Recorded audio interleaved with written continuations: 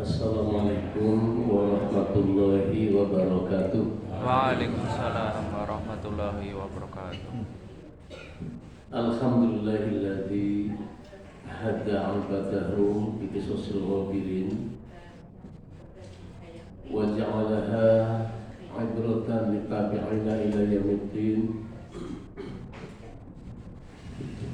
Wassalatu wassalamu ala sayyidina Muhammadin alladzi kanat hayatuhu mamlu'atan bimakarimil akhlaq wa mahasnis sifat wa ala alihi wa sahbihi alladzina takhudhu siratahu librusan linashriddin hatta wasulu ila jidari sini sarqa wa qalbi awrabata warba. Amma ba'du, ayyuhal muslimun rahimakumullah, usikum wa nafsi bittaqwallah faqad fazal muttaqun. Para ibu dan bapak yang saya hormati semuanya, insyaallah yang dimuliakan oleh Allah. Mengawali kajian Sabtu pagi ini, mari sejenak kita bertafakur, kita berpikir, kita merenung tentang nikmat-nikmat Allah yang sudah kita terima. Nikmat Allah buat kita ini jujur ya, sudah terlampau banyak. Yang ketok tumpuk tundung tumpang suh, sudah begitu banyak nikmat Allah buat kita. Dari ujung rambut sampai dengan ujung kaki, ini nikmat yang tiada terkira. Belum nikmat yang paling besar adalah berupa tetapnya iman dan Islam yang masih bersemayam di dalam dada kita. Mudah-mudahan dengan iman dan Islam inilah insyaallah kita selaku kaum muslimin akan bisa mendapatkan hasanah fid dunya dan juga hasanah fil akhirah dengan mendapat ridho dari Allah Subhanahu wa taala. Amin ya rabbal alamin. Salawat serta salam semoga tetap dilimpahkan atas Nabi akhir zaman, yakni junjungan kita Nabi Muhammad sallallahu alaihi wasallam. Beliaulah pembawa risalah ilahi sebagai rahmat untuk semesta alam. Ibu bapak rahimakumullah, melanjutkan yang saya sampaikan di kesempatan yang lalu, yakni membahas tentang persoalan akidah Islam. Dulu saya sampaikan Islam itu dalam sebuah takrif dikatakan al-Islam huwa istislamulillahi bitauhidi wal inqiyadu lahu bitta'ati wal khulusu minasyirki. Islam itu adalah penyerahan diri secara totalitas terhadap Allah Subhanahu wa taala. Bitauhid disertai dengan akidah tauhid yang mantap. Kemudian wal inqiyadu lahu bitta'ati wal khulusu minasyirki. Kemudian kita tunduk dan patuh hanya kepada Allah, serta kita harus bebas dari segala macam bentuk syirik. Itu adalah takrif al-Islam. Bagaimana kita pasrah jiwa dan raga hanya kepada Allah. Kalau orang Jawa mengatakan Islam itu yo pasrah bongkokan maring Gusti Allah. Inna sholati wa nusuki wa mahyaya wa mamati lillahi rabbil alamin. Sesungguhnya sholatku, sesungguhnya ibadahku, sesungguhnya hidupku, sesungguhnya matiku, semuanya adalah lillahi rabbil alamin, untuk Allah Subhanahu wa taala. Ibu bapak rahimakumullah, jadi setelah kita ngerti takrif Islam, yaitu pasrah jiwa dan raga hanya kepada Allah. Cuma kadang-kadang jujur ya, kadang-kadang kita cemburu. Orang sudah mengaku Islam ya, yang mestinya pasrah jiwa raga hanya kepada Allah, tapi mereka terkadang pasrah jiwa dan raga kepada Allah juga kepada yang lain. Ini yang kita tidak mau. Ini ya. Pasrah kepada Allah, tapi ketika terjepit ekonominya, dia larinya bukan kepada Allah, tapi kepada selain Allah. Jadi pedagang orang laris-laris. Mestinya kita belajar teori tentang bisnis dan perdagangan. Harusnya seperti itu. Tapi jalan pintas yang pasrah maring Gusti Allah, tapi juga dia masih mendatangi Gunung Kawi misalkan ya. Jadi maring Gunung Kawi kepengin mendagangnya bisa laris. Itu pasrah maring Gusti Allah, tapi juga pasrah maring Gunung Kawi. Gitu. Kemudian ketika mereka pengen naik jabatannya, bukan memperbaiki diri dengan teori PDLTC. Kalau orang pengen naik jabatan, mestinya syaratnya PDLTC, P-nya prestasi, D-nya dedikasi, L-nya loyalitas, TC tidak tercela. Jadi akhlaknya baik, prestasi, ya, monggo. Bidang-bidang tertentu yang dia harus dimiliki, maka mestinya dia harus bisa. Pinter, mumpuni ing resa kamu barang karti. Kalau bahasa sekarang itu multi talenta, apa-apa ngerti, apa-apa bisa. Boleh, ya. Boleh, cerdas, boleh. Jadi seperti itu. Jadi prestasi, dedikasi, punya jiwa pengorbanan, loyalitas, punya jiwa kesetiaan terhadap sebuah instansi misalkan. TC kalau pengen harkat martabat mereka bagus, TC orang ini mesti tidak punya celah. Artinya berakhlakul karimah. Itu Amerika, ya, orang kalau mau jadi presiden di sana, ini orang ini kira-kira sejarahnya dari hidup sampai dengan sekarang ini, orang ini prestasinya bagus apa tidak, akhlaknya bagus apa tidak. Kalau terbukti dia punya skandal yang memalukan misalkan, orang bakal Amerika tadi presiden. Jadi silakan presiden mereka cek, okay. Semuanya mereka tidak boleh punya cacat. Sekolahnya nanti sarjana apa, jadi diketahui, okay. Ijazahnya asli, apa orang asli gitu ya. Yang tak baru dong kan jangan kesini asli. Lalu ribet gitu ya. Jadi kadang-kadang kita punya harapan yang sangat luar biasa. Ini kadang-kadang ngempos gitu ya. Udahlah, gak usah kesana gitu, bukan bagian saya gitu. Mungkin bagian ibu saja nanti gitu.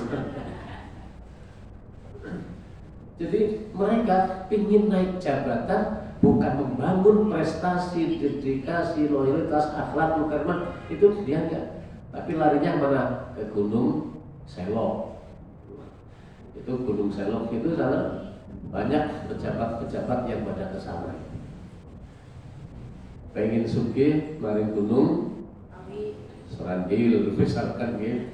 Seorang seniman nek kepengin laris seninya maring Kejawar nggih, maring gone Mbah Meranggi. Pirsa Mbah Meranggi? Mbah Meranggi itu beliau dulu adalah yang merawat Bupati Banyumas yang pertama, Joko Kaiman. Jadi Joko Kaiman dulu dirawat oleh Mbah Meranggi itu. Nah, makamnya di Kejawar, Banyumas. Betapa banyak yang ada seniman yang buku dalang, buku penyanyi, buku lengger, buku terus pokoknya itu pada kesana pengen laris. Ini berarti pasrah maring Gusti Allah, tapi pasrah terhadap selain Allah. Itu kita tidak boleh. Nah, kemudian keislaman kita itu mesti harus wal khulusu syirki tadi, bebas dari segala macam bentuk syirik. Dan kita harus tahu Bapak Ibu bahwa hal-hal yang merusak akidah Islam kita nomor satu adalah syirik itu nomor satu. Yang lainnya ada bid'ah, ada lagi khurafat, ada lagi tahayul, ada lagi sinkretisme dalam beragama. Nah, ini tolong Bapak Ibu, kalau kita pengen selamat dunia akhirat, maka akidah kita harus selamat, harus bersih dari noda syirik. Ya, itu nomor satu. Tolong Ibu, jangan sampai kita berbuat syirik. Jangan sampai. Karena perbuatan syirik dosanya tidak diampuni oleh Allah Subhanahu wa Ta'ala.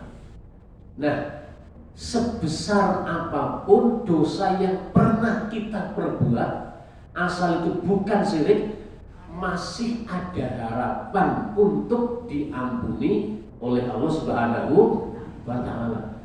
Tapi kalau dia meninggal, dipastikan dia syirik, nggak mungkin diampuni oleh Allah.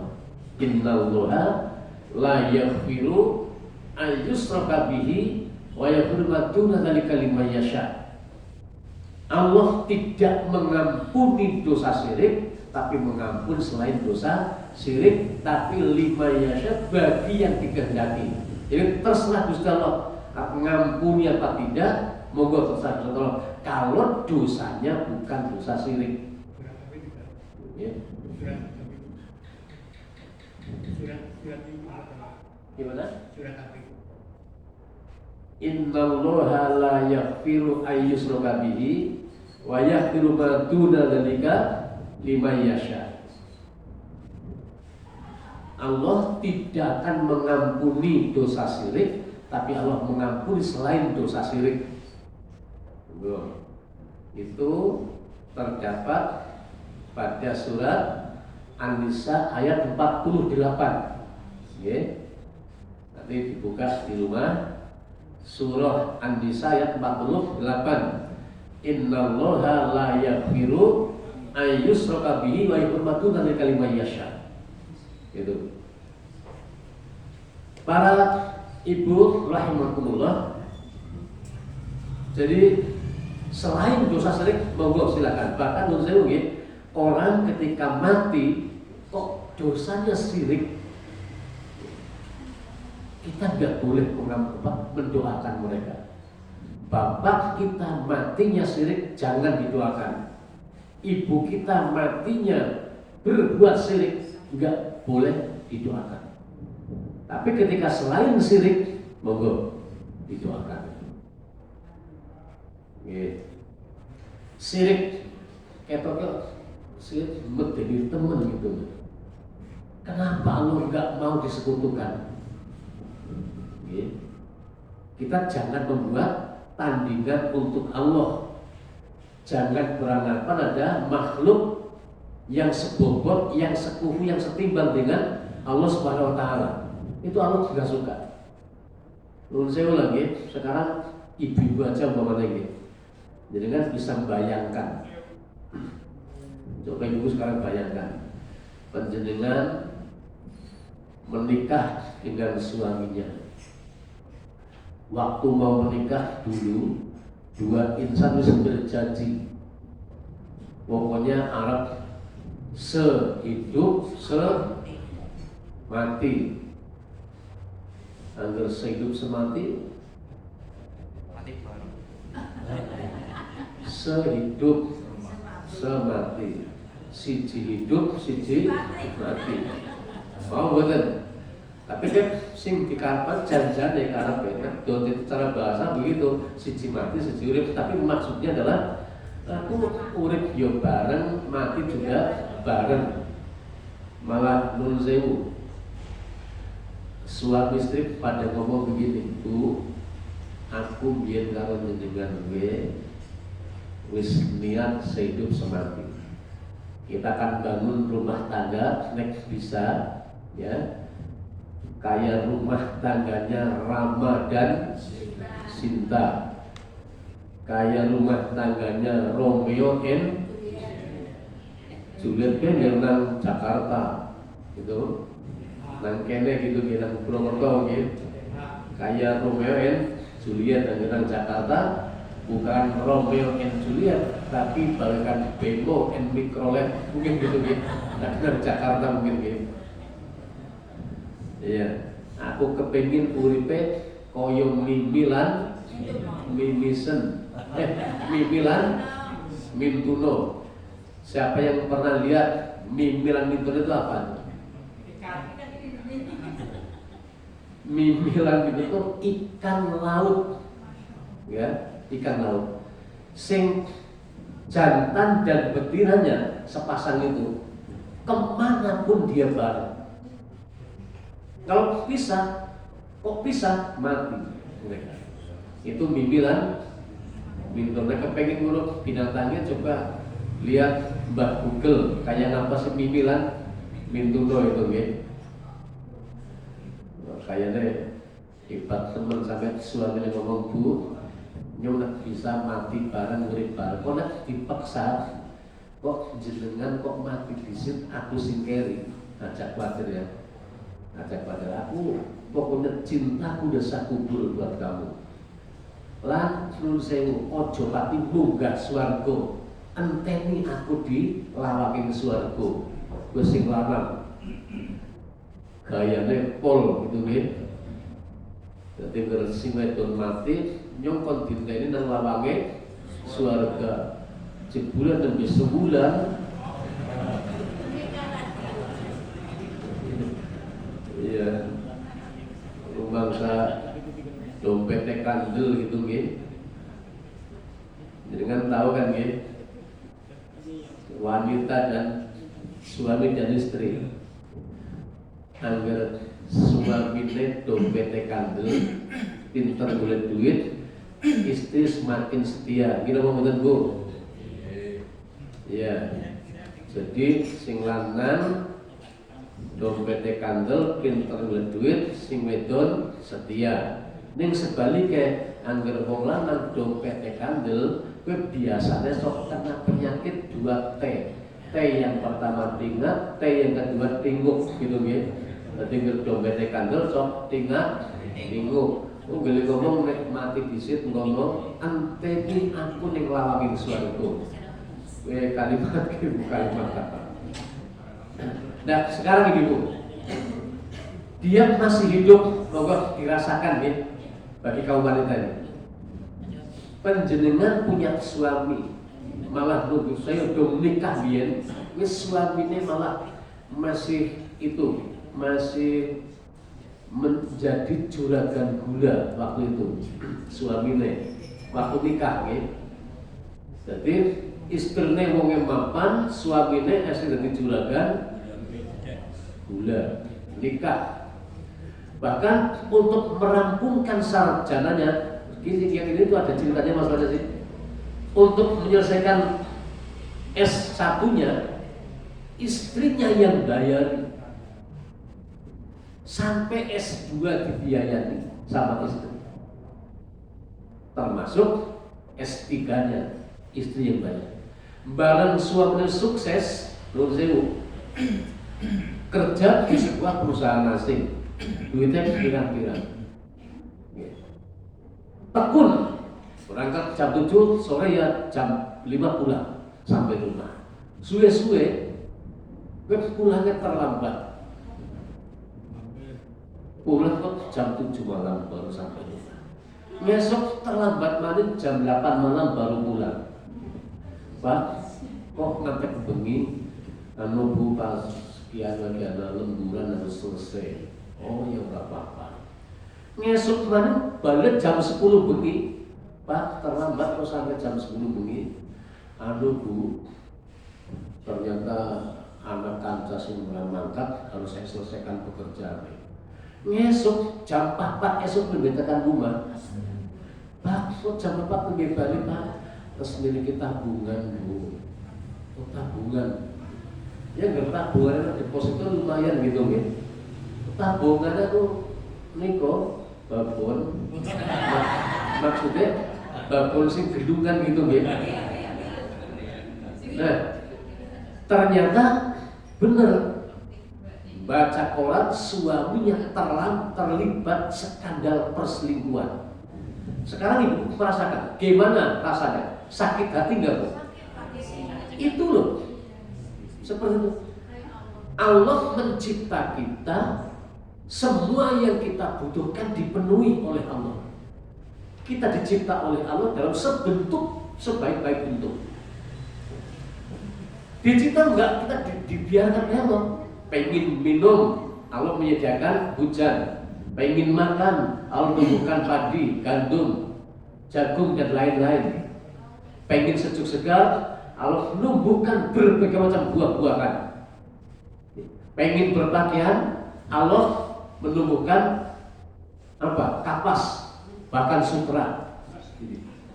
Jadi dicipta oleh Allah yang kita butuhkan semua dipenuhi oleh Allah. Loh kok dia selingkuh orang ini? Menyembah selain Allah, beranggapan ada Tuhan selain Allah, beranggapan ada makhluk yang sebobot, yang setimbang, yang sekufu dengan Allah. Ini syirik. Allah itu sakit hati. Gitu gitu. Sama ibu kalau suaminya selingkuh sakit hati itu. Makanya ada kalimat perempuan kalau suaminya selingkuh yang ngomong begini. Apa? Aku gemang yang diwayu. Mundak dadi keloro-loro. Suko pisan dadi rondo selawase murid. Nih, pernah dengar kalimat ini kan? Ini sayur ganda gula nih loh, ya. Aku gemang yang diwayu, saya nggak mau loh kalau dibadu. Mundak dadi keloro-loro, nanti saya sakit hati. Ya. Saya nanti sakit hati. Aku gemang yen diwayuh mundak dadi keloro-loro suko pisan dadi rondo selawase murid lebih saya jadi seorang janda daripada kamu selingkuh. Ini loh, kalau ibu merasakan itu loh sakit hatinya Allah kepada hambanya, makhluknya yang menyekutukan Allah Subhanahu wa taala. Ini. Maka jangan sampai kita berbuat syirik karena itu merusak akidah Islam. Kemudian bid'ah itu nunzewu. Kalau bid'ah itu sekupnya adalah amal peribadatan. Okay? Jangan sampai lupa. Urusan bid'ah sekupnya adalah amal peribadatan. Kalau urusan duniawiya, Rasul mengatakan antum a'lamu biwirdujakum. Urusan dunia kamu lebih ngerti. Tapi bid'ah sebenarnya adalah amal ibadah. Jadi jangan seenaknya apa bid'ah kalau dilakoni Nabi. Jadi kan kesini pakai apa? Pakai motor bid'ah gitu. Karena Rasul bergen naik unta. Si ngomong gitu. Jadi kan nggak pakai apa namanya berangkat haji ditakoni, jadi kan pakai apa? Pakai pesawat. Wah, bid'ah. Kudunya Pak naik unta. Dan sikil wong Indonesia arep kemarin Mekah haji naik unta. Siji nyewane nang endi untane? Nang kebun binatang disewa oleh untuk tontonan budak cilik. Gila apa nggih? Dan ini urusan dunia. Monggo mau pakai kapal zaman dulu, pakai pesawat, monggo. Ini urusan dunia yang Anda lebih ngerti. Antum malah dulu dunia pun. Gitu. Tapi urusan ibadah jangan. Kenapa kita nggak berbeda? Ingat, Islam itu sudah sempurna. Ya? Islam sudah sempurna. Itu ditandai dengan wahyu yang terakhir, surah Al-Maidah ayat yang ke-3. Al-yawma akmaltu lakum dinakum wa atmamtu alaikum ni'mati wa raditu lakum al-Islam dinan.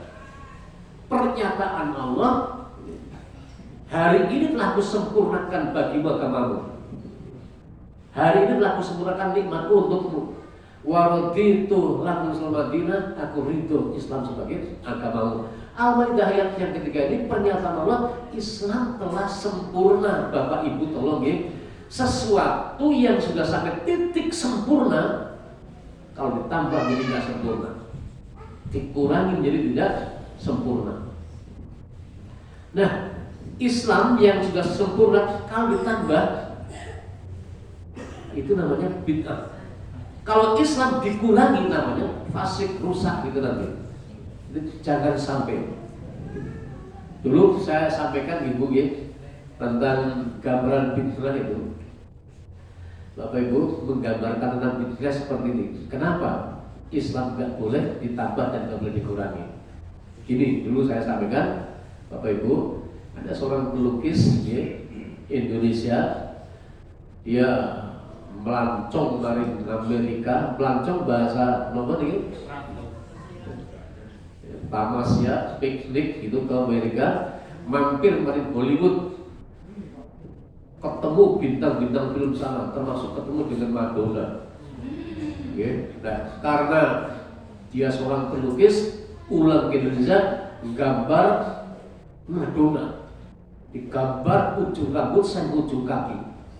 Karena dia seorang pelukis, gambar persis mantep banget gambar. Ini gambar kok bagus banget, perpaduan warnanya mantep, gradasinya mantep.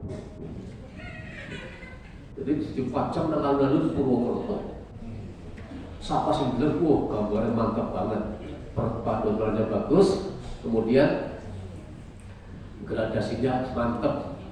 Seorang pelukis lihat, wah gambarnya bagus, hidup.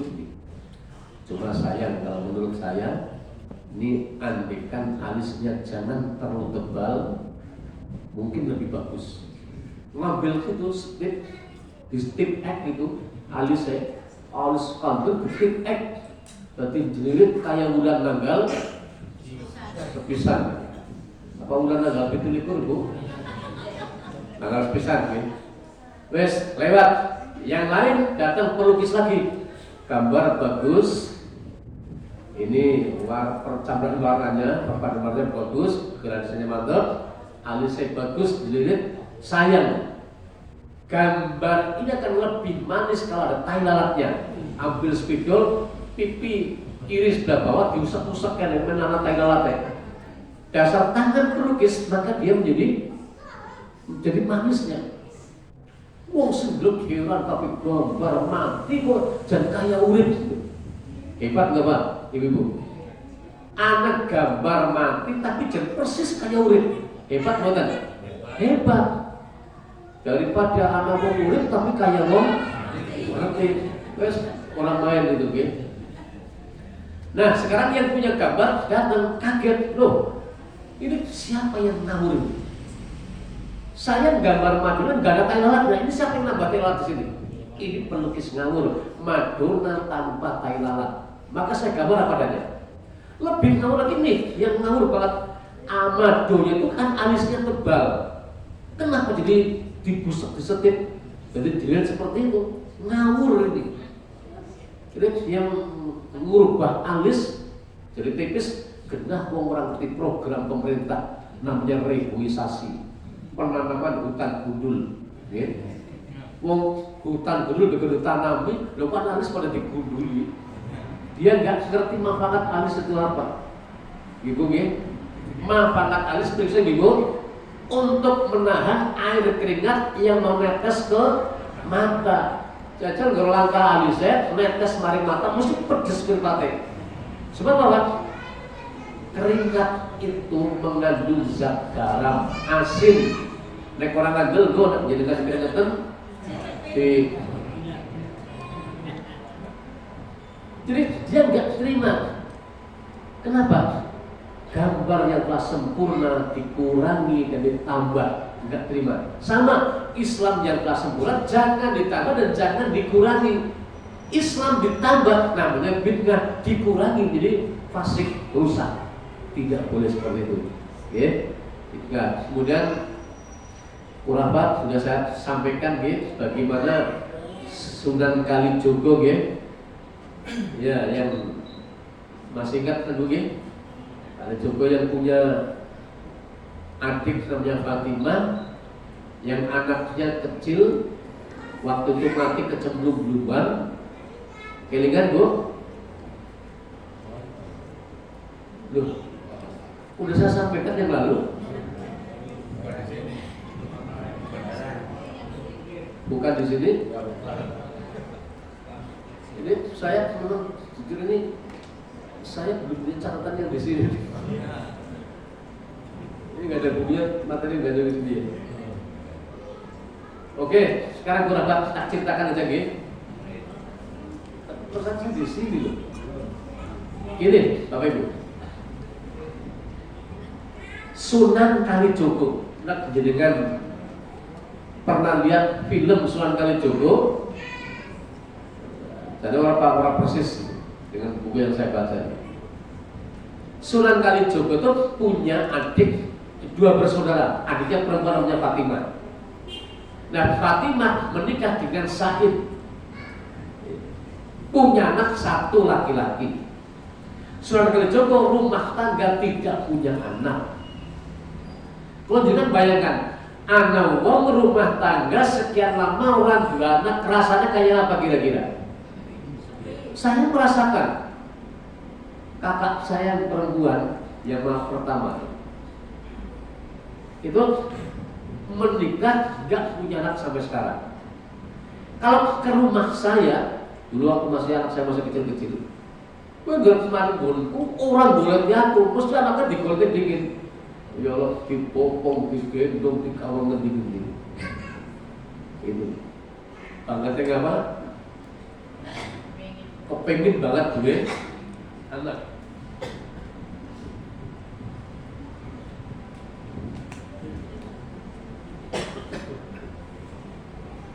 Nah, Kalijogo ngabari Fatimah, besok saya jam 10 ke rumah kamu, mau ketemu keponakan.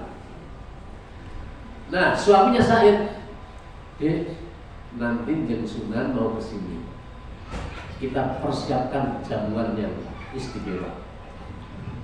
Apa jamuannya? Kalijogo itu seneng banget negara langwe ikan lele, tapi lele lokal. Lele lokal, bukan lele yang gendut-gendut itu, bukan. Itu namanya lele bukan, lele lokal. Dagingnya jadi keset gitu.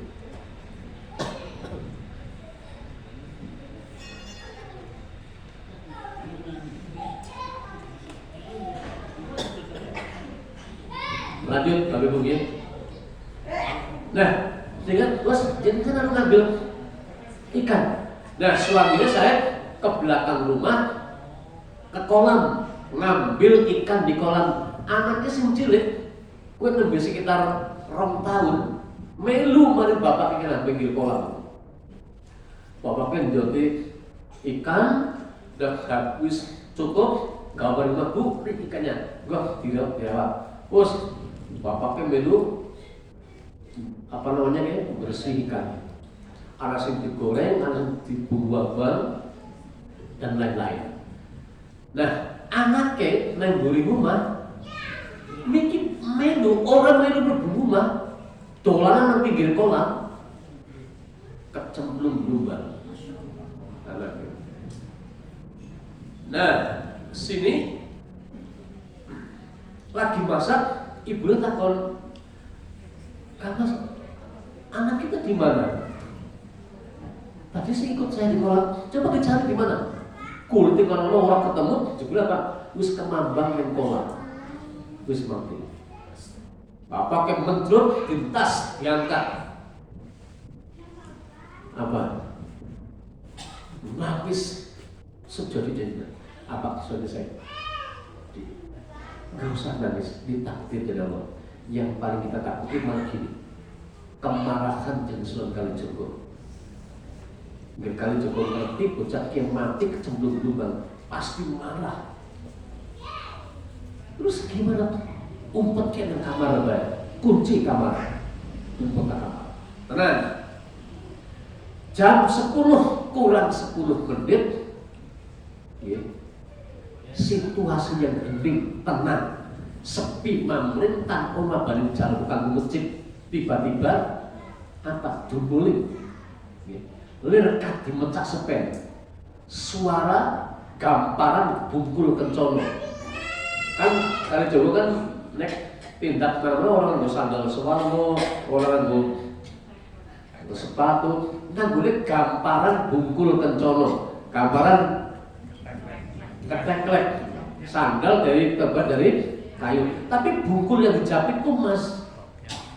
Kayak raja-raja dulu yang sing niwoko ing keraton lenggah kursi gading dampar kencono, ngastokaken mulu ganding, ngagem gambaran bungkul kencono. Itu raja-raja terdahulu. Jadi tiba-tiba baru ketuplak, terus kaget. Tiba itu kamar sunat. Kita jemput.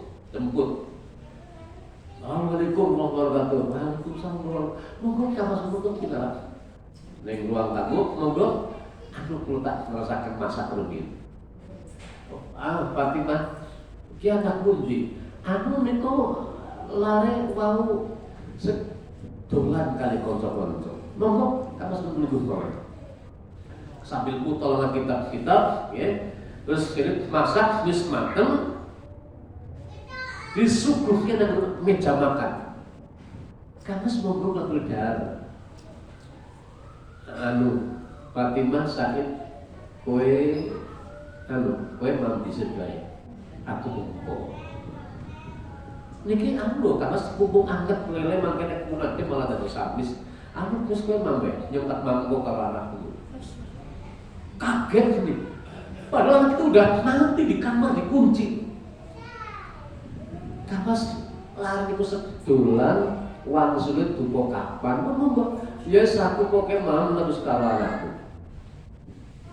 Bingung mulai golek sahabat, gimana? Ngomong bala, anaknya dituru. Anu kamas niku jebulane sebubu niku teng kamar. Ya tak tunggu tangine monggo. Niku nok laret. Anu bubu suwe banget niku kadang-kadang malah anggar dibuka sok lara panas. Dadi tunggu kamas darmawan ora turun ndi wonten kamar itu. Diperki buka, loh kuncinya ndi? Bingung, dikunci. Ini kok kunci dipun? Cari kuncinya, ki wong loro suami istri Said dan Fatimah bingung banget, pasti marah kali Joko. Lihat anaknya udah mati. Kunci buka, ternyata ditutupi jari. Jarine, jadi disisihkan, terus diusap dari ujung kepala sampai belakang kaki. Jadi bocah tangi. Ayo, mangkor Pak Gede, tunggu orang tangi-tangi. Bocah dituntun metu mari meja makan. Lah, suami istri bapak ibu nih kaget setengah mati, wong bocah wis mati kok bisa urip. Ngantek orang percaya boleh meripatnya meriksani anak kejeblasnya, meripatnya orang kemedep kayak meripat Banten. Jadi orang kemedep gitu, ya. Luar biasa. Ayo sekarang kalau dia dipangku, ditulangi mam, wes mam rampung. Terus gimana? Fatimah ngendiko, nuwun sewu kamasunan saderengipun menyuwun pangapunten. Jaluk ngapura. Nggih. Ana apa? Kamasunan tak ngajari kula boten parenggawa. Saya kan dijanji tidak boleh berbohong karena bohong ciri orang munafik. Tadi saya pernah bohong apa? Lari niku jadi ampun mati niku. Mau kecemplung kolam pun mati. Kok dadi urip? Iku dos pundi ceritane? Ora usah bahas masalah kematian. Wong asli urip saya diterus nama mau rampung. Biasa wong itu wis rampung ya singgah-singgahna. Oke. Nasi ya masih dibawa ke belakang besok. Apa namanya, mari makan disimpan lagi gitu. Piring-piring sing wis ya di surga murid. Nah, tinggal piringnya kali jogo. Dijawab nang Fatimah piringnya dicekel dijiwat di kawan murid. Fatimah sini dulu. Kowe piringku nggih ati gawe ngendi? Badhewan wonten tempat sampah niku. Badhe kula buang tempat sampah. Kan kali jogo kan dar itu dari kan itu mensewu kepalanya dan durinya masih utuh ekornya. Jadi dari ikan itu disendokin dagingnya tok, pintar kan juga itu. Kalau nggak mau dagingnya tok, kepala duri ekor nggak dimakan. Sami buatan kali penjenengan. Kalau perintah digoreng segoreng menton kan juga enggak ini kepala duri ekor masih utuh. Piringku gawe ngendi? Berarti tempat sama sini tekan tadi. Koyo aja sio-sio karo makhluk Gusti Allah ya. Pripun sih? Ki makhluk Gusti Allah. Ngene piringku. Lah dijaluk piringnya digambarin buri maring kolam. Jadi ikan yang tinggal kepala, duri dan ekor di sok nang blumbang. Jadi urip iwake. Jadi anak iwak lele urip mung garing ndas duri sama ekor. Jadi urip nang kono. Ibu kepada makmullah yang seperti ini itu masuknya kategori dongeng kurapat, tidak pernah terjadi, nggak pernah terjadi. Nanti kalau orang percaya dengan kisah kurapat akan muncul apa yang dikatakan kultus individu, pendewaan-dewaan terhadap perorangan. Nanti orang akan mengatakan begini, orang kali Joko orang tuh hebat sekali itu, bisa nguripno bocah wis mati, ya. Bisa nguripno iwak lele sing dari kepala, duri dan ekor. Dia hebat sekali, dia orang besar, orang agung dia memang. Dan akhirnya orang apa? Mengagungkan kepada perorangan. Kalau orang mengagungkan orang lain, sekarang pertanyaan kita adalah apa arti Allah Akbar? Allah itu yang maha besar, maha agung. Kenapa kita mengagungkan yang lain? Maka dari dongeng kurapat akan muncul kultus individu yang berujung pada perbuatan syirik. Itu tidak boleh. Ini salah satu, ya. Sebenarnya banyak banget kisah tentang kurapat ini. Oke, tahayul. Ya. Sekarang tahayul. Bapak Ibu rahmatullah. Dengan gimana mendengar berita anak bocah sekolah kelas 6 SD besok Senin ujian akhir sekolah. Ya, bocah jaluk tuku buku suruh dipelajari di rumah kata gurunya. Terus ngomong bapak suruh beli buku ini, besok akan untuk ujian. Siap, ayo mangkat. Wis dandan bocah. Arep mangkat, anu Gus, aja mangkat tidak dia. Nah pasti besok bayar minggu. Pak, biar saya bukunya segera dapat, nanti saya pelajari. Kalau besok terlambat, enggak. Kau aja mangkat tidak dia. Kenapa Pak? Pak itu lah dia tidak setu orang dengan itu tahayul seperti itu. Oke. Wong janjian lunga kalau kancarus kok jam 10 mangkat bareng jebul apa? Nang teralungan rumah itu anak manuk penjak moninan ganteng dan makanan. Nggih. Kuwi derek anak tamu sedalungan apa maning nang dhuwur pitu anak kupu mencok nang kana. Ih, anak kupu kok main banget ya. Anak warna hitamnya, anak kuningnya, anak merahnya luar biasa. Kupu sangat indah. Karena apa? Kupunya muncul pada waktu siang hari. Itu mesti kupunya main. Pokoknya kupu awan-awan mesti main. Agar bengi-bengi mesti orang main. Kupu-kupu siang main, agar kupu-kupu malam main buatan. Enggak jadi kepergian kenapa? Anak kupu dia mau anak dayuk katanya. Wis ora mungkin. Apalagi tahayul. Wong ora wani barang gawe bulan suro. Nanti midangat nggih. Itu dalam wayang kulit gitu. Nek bulan suro garing sepi. Kenapa? Langka tanggapan. Sebabnya apa? Wong ora pada bani barang gawe. Dia ngawur banget seperti itu gitu. Saya jadi teringat saya nikah bulan Muharram Suro. Tambah-tambahnya kan masih banyak kejawen di Cilacap itu. Wih, wani-waninya nikah bocah bulan Suro. Kita ini mesti anak apa-apa. Ya temenan bareng kulo pengantin, ya memang anak apa-apa. Seorang digawe. Gue juga tamunya gitu. Ini saya betul, saya bulan Muharram saya menikah. Saya punya anak 4 sehat semuanya. Ya.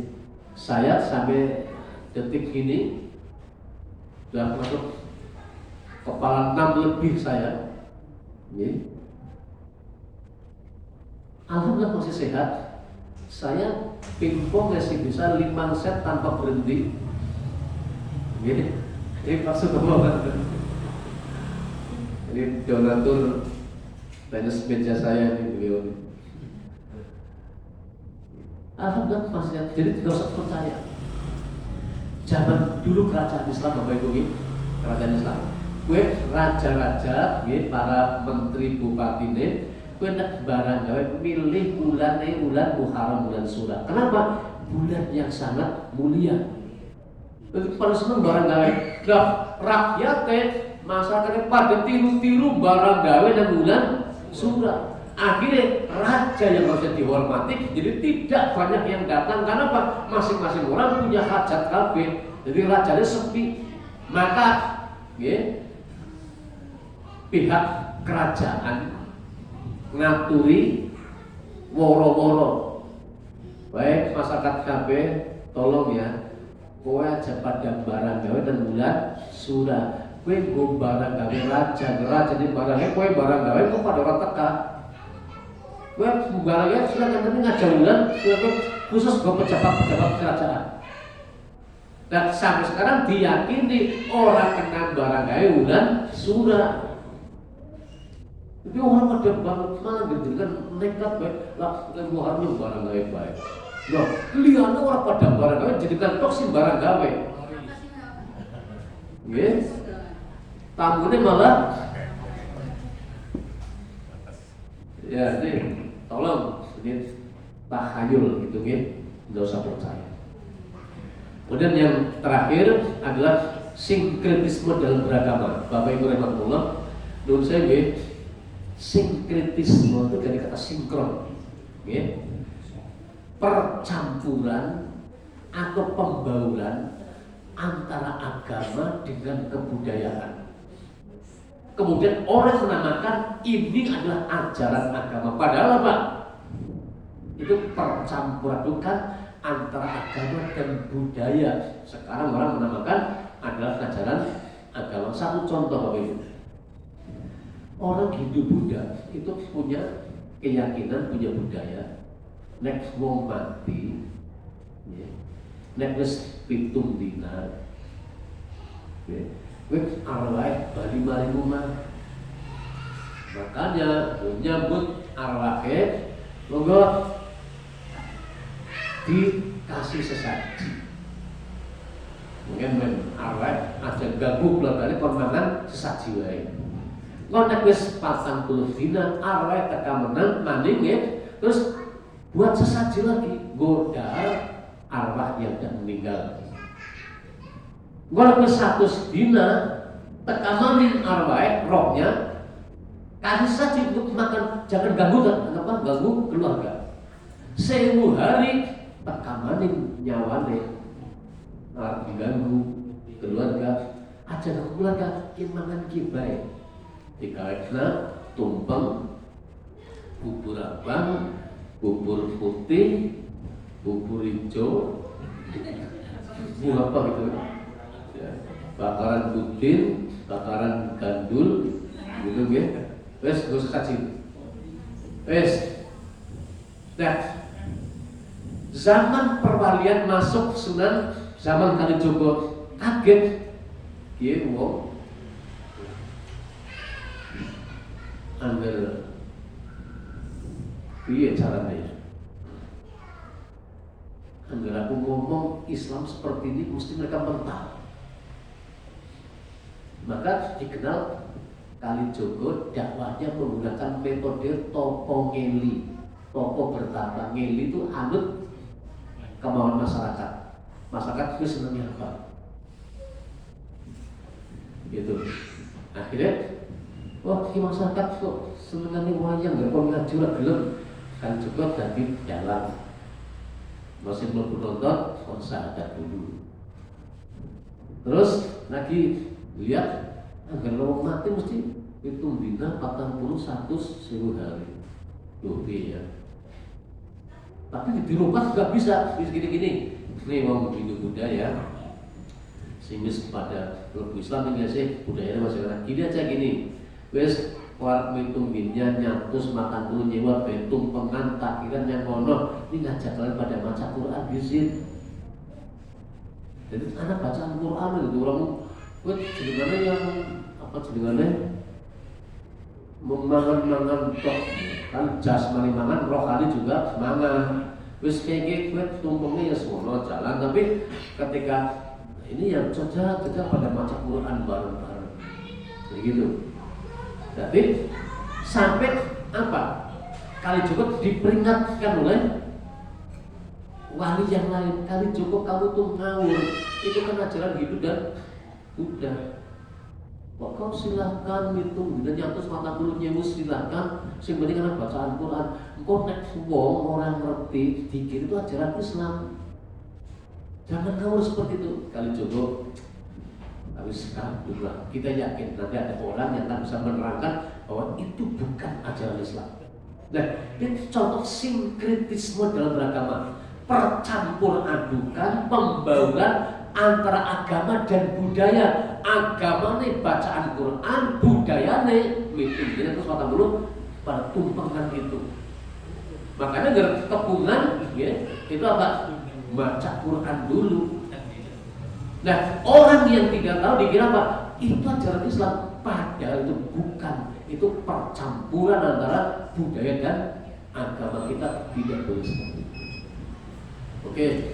Ibu Bapak, jadi itu loh keislaman kita, tauhid kita, tolong, ya, tolong jangan dicampur aduk dengan perbuatan syirik, bid'ah, khurafat, tahayul, sinkretisme dalam beragama. Karena itu adalah merusak akidah Islam. Mungkin itu yang saya sampaikan, kurang lebihnya mohon maaf. Ini saya ada janji bukan pengajian nih di Sumampir, ditunggu jam 7 saya bilang jam 7:15 lah saya sampai kalau ke Sumampir. Jadi saya langsung pamit ya bagi mampir. Akhir kali, assalamualaikum warahmatullahi wabarakatuh. Demikian Ibu Bapak kajian pagi ini yang telah sampaikan tentang tauhid, tentang bid'ah, khurafat dan sinkretisme. Kita berharap juga bahwa jamaah pengajian Sabtu pagi ini betul-betul ketauhidannya itu murni, bersih.